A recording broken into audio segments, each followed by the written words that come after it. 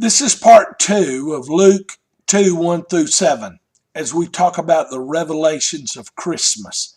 We've just read the Christmas story in Luke 2, 1 through 7, and we've said that when Jesus was born was not near as important as why, how, and what took place when Jesus was born. I want to share with you the revelations of Christmas. There are 3, and we'll have 3 separate sessions on this. Today, we want to talk about the revelation of God's significance. Christmas shows us what is really significant. Then we'll talk about God's sovereignty and how that's revealed at Christmas. And then we'll talk a little bit about God's Son himself and how he is revealed through Christmas. Let's begin by talking about what Christmas in Luke 2, 1 through 7 shows us about the significance of God in our world. We live in a day and time where God, the church, and religion is thought by many not to be an insignificant part of our society and world. Somehow faith gets lost in the business world and the government dealings as governments deal one with another. It seems that what is happening in our faith and at church is not near as important as what is happening in Iraq, Pakistan, Iran, America, Washington, and places like that. Whether or not entire business structures collapse or succeed, or whether people have jobs or don't have jobs, all of these are critical issues.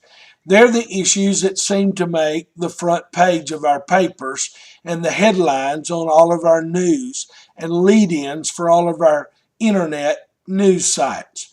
In our modern technological world, is there really still a place for religion? Is there still a place to talk about God and Jesus? I confess to you that there are times even I am intimidated, maybe when I'm in the presence of a doctor and he's talking about saving lives and putting broken bones back together, or around an attorney who's talking about defending somebody's life in court, or some engineer or builder who's talking about building a building. And they ask me, what do you do? And I say, oh, I'm just a preacher. Well, sometimes I feel that way, but most of the time not. It is easy to get intimidated by our modern world and to think that God, the church, faith, and Christianity has lost its significance. But Luke 2 and Christmas reminds us that God is still significant in the world in which we live. I want to show you how I learned this out of Luke 2. At the time in which Jesus was born, it seemed that his birth was an insignificant event. The most significant event taking place in Luke 2, according to the world, is the fact that Caesar Augustus had just issued a decree that the world should be involved in a worldwide census. Now, to show you the significance of what I'm talking about, let me talk to you a minute about Caesar Augustus. His name originally was Gaius Octavius. In the English-speaking world, he was simply known as Octavian. He was the grandnephew of the great Julius Caesar. All of us have heard of him. His mother's name was Atia. She was the daughter of Julia, who was Julius Caesar's sister. So Octavian's granduncle, Julius Caesar, thought a lot of Octavian, and he gave him a lot of gifts. As a matter of fact, 44 years before Christ, when Julius Caesar was murdered, Caesar had put it in his will that Octavian, his nephew, would become his adopted son and heir to everything he had. So Gaius Octavius changed his name to Gaius Julius Caesar. His sister, in the meantime, had been married to Anthony. But Anthony had left his wife and had become infatuated with a woman named Cleopatra, the queen of Egypt. He was so infatuated with her that he didn't care anymore for Rome, only for himself and Cleopatra. As a result, it wasn't long before the Romans turned against him. And 31 years before Christ, he was defeated in the naval battle called Actium. It was not long after that he and Cleopatra committed suicide.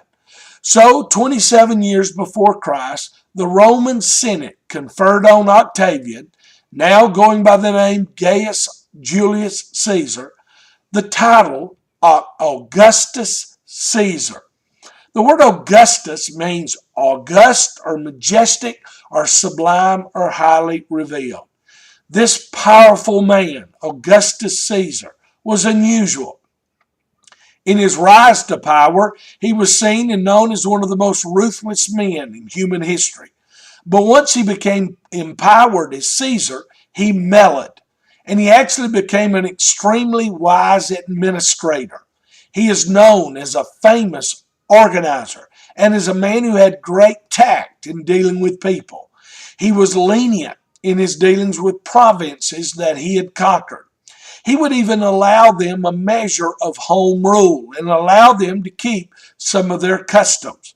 That's why somebody like Herod could still rule over Israel, and Israel could have some autonomy.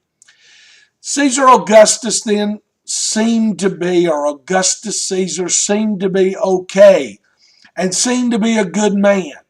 He went so far as making adultery a crime. He built tremendous buildings. History says when he became Caesar that he found Rome with brick and straw, and when he left it with marble and gold.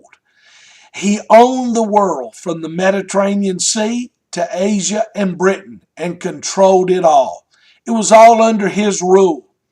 And it was under his rule that the name Rome came to symbolize wealth, power, and authority. It was this giant figure in human history who said, I want a census of the world that I rule. So the whole world was involved in this census. In many places of the world, people had to travel miles and miles to go back to their hometown to be involved in the census. That's why Mary and Joseph was traveling from their hometown down to Bethlehem. In the midst of this worldwide empire and its census, there was a little country that seemed insignificant. Israel, after all, was just a tiny little piece that Gaius Octavian, Caesar Augustus ruled. And in this tiny little country, there was a tiny little province called Bethlehem. And in this tiny city was one man and one woman who were having a baby. Nobody was watching them, and it seemed to be insignificant and unimportant. They were traveling as a result of the census, making their way from Nazareth to Bethlehem, and nobody cared. Mary actually didn't even have to go. Only the men had to go. But there was no way Joseph was going to leave her behind to face the ridicule of birthing a child out of wedlock. No way he was going to miss this birth an angel had already told him about. So together they traveled to Bethlehem. But who else cared? A census was going on. So what if one more baby was being born?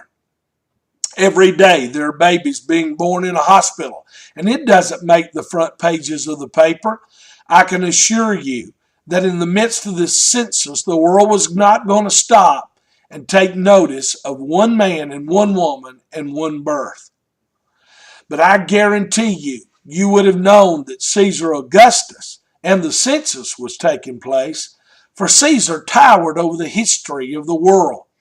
He was a giant of a man, and the child was a mere shadowy existence that no one seemed to notice. But isn't it amazing how time tells us what is really significant and what is not? Today, things seem so different. Caesar Augustus, as big as he was at the time Luke 2 was written, has disappeared from the pages of history. Though he was great, he is now dead. And what about that insignificant child born in an insignificant stall? His name is spoken on every continent of the world. His name is spoken throughout the world by millions. Time itself has been divided by this birth that seems insignificant. Today, Caesar is dead, but Jesus is still alive. Here's what I'm telling you. While the world was doing its thing, taking a census, God was doing his thing, sending his son.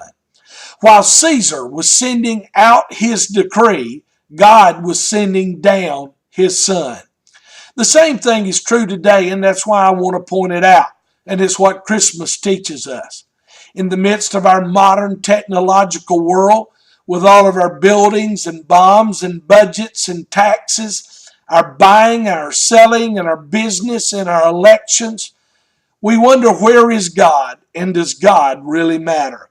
To some, church and faith seems insignificant, unimportant, and we can ignore it and pay attention to what government is doing and business is doing.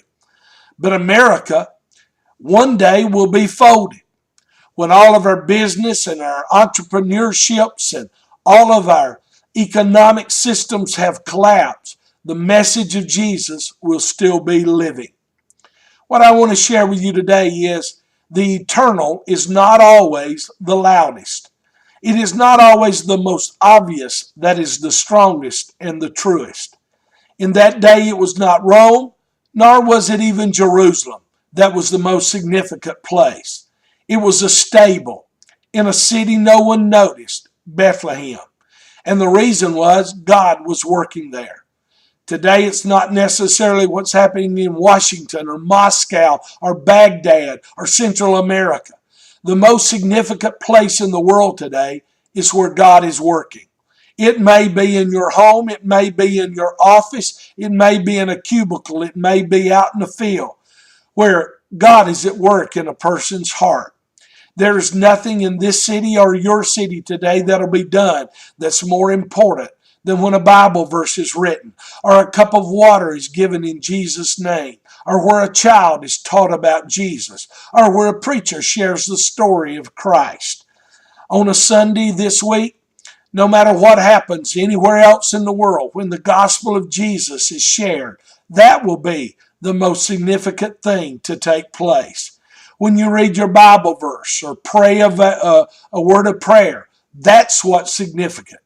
That's why time alone with God, Bible study, being together with God's people in worship, not missing worship, is so very important. No work for God is insignificant. Don't let this publicized, secularized world mislead you into thinking that only what's on the front pages of the paper is significant.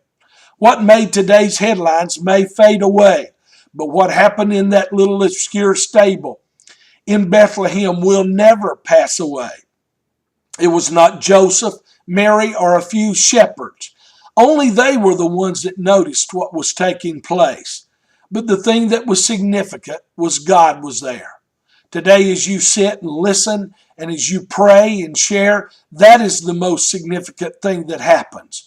The message of Jesus is not outdated and never will be outdated. What happened at a stall or a barn in Bethlehem reminds us today that faith in the living God is still the most insignificant piece of news to hit our world today. We'll learn what else we're taught is significant and important as we continue our study in Luke 2 in our next study.